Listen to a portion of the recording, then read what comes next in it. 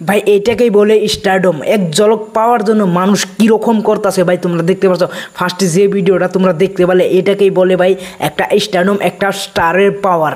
তো megastar Shakib Khan finally আজকে ভাই বরবাদ দেখার জন্য স্টার সিনেপ্লেক্সে গেলেন। তো সেইখানে ভাই বরবাদের আজকে আসাল প্রিমিয়ার। তো বরবাদের 21তম দিনে এসে রাত 8টা বাজায় বরবাদের প্রিমিয়ার হলো। তো সেই প্রিমিয়ারে যুক্ত হলেন মেগাস্টার শাকিব খান। এখানে মেগাস্টার শাকিব খান মিডিয়াদের কি বলেন এবং কি বরবাদ সিনেমাটাকে নিয়ে কি বললেন এবং কি মেগাস্টার শাকিব খানের তাণ্ডবের পরে বিগ সিনেমা আসতে আছে সেইটাকে নিয়ে কি বললেন সবগুলো আপডেট তোমাদেরকে দিব একে একে। তো আমার সঙ্গে থাকো। তো হয়ে গেছে আমি সফর।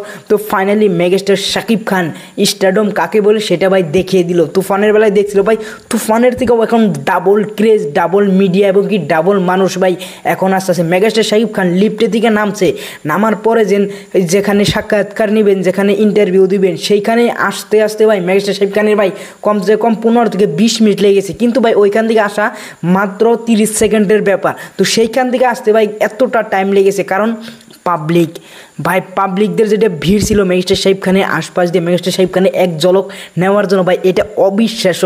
এটা আমরা একদিন স্বপ্নে ভাবতাম যে মেগাস্টার শাকিব খানের এইরকম একটা ক্রেজ হবে যে মেগাস্টার শাকিব খান যেখানে যাবে সেখানে ভাই মানুষের পাও ফালার জায়গা পাবে না। তো সেই দিনটা ভাই ফাইনালি এসে গেছে।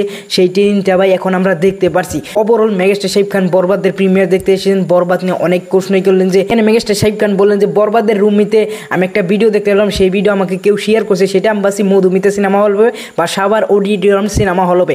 কিন্তু সেখানে আমি নিচে দেখলাম যে এটা ভাই ইটালি রুমের মাটিতে হইতেছে ভাই এইরকম ক্রেজ বরবাদ নিয়ে। সেটা দেখে মেগাস্টার শাকিব খান অনেকটাই খুশি এবং কি বরবাদ নিয়ে অনেকটাই হ্যাপি। মেগাস্টার শাকিব খান একটা উদাহরণ দিয়ে কথা বলেন যে বাইরের দেশে 100 কোটিতে আগে গেতে ভাই প্রডিউসাররা অনেকটাই চিন্তা ভাবনা করতো এবং কি সেই সিনেমাকে সুপারহিট বলতো, কিন্তু প্রডিউসারের লক্ষ্য ছিল 1000 কোটিতে। তো এখন বড় বড় বাজেটের সিনেমা আসলে সেটা 1000 কোটি না হলে ভাই হিটই বলে না। তো সেই দিন আমাদেরও আসবে। এখন ভাই 100 কোটিতে না গেলে সেই সিনেমা আমার সিনেমা হিটই হবে না। তো বরবাদ সিনেমাটা মেগাস্টার শাকিব খানের ফুললি আসে যে 100 কোটি পার হয়ে যাবে, এমনকি আপকামিং সিনেমা তাণ্ডব সেটাও ভাই 100 কোটি পার হয়ে যাবে। তো মেগাস্টার শাকিব খানের এইটাই স্বপ্ন, এইটাই আশার। বাইরের দেশে যেভাবে সিনেমাগুলো চলতেছে সেটা ভাই মেগাস্টার শাকিব খান জীবনেও অ্যাকসেপ্ট করে না। আর সেটা ভাই মেগাস্টার শাকিব খান বলে যে আমি স্বপ্নে দেখতাম, আমি আশা করতাম যে আমাদের সিনেমা এইরকম বাইরের দেশেও চলবে, হলিউডের সাথে টক্কর যে চলবে সেদিন প্রায় চলে এসে গেছে। তুফান দিয়ে শুরু হয়েছিল, প্রিয়তমা দিয়ে শুরু হয়েছিল, বরবাদ দিয়ে ভাই সেটা আরও বেড়ে গেছে।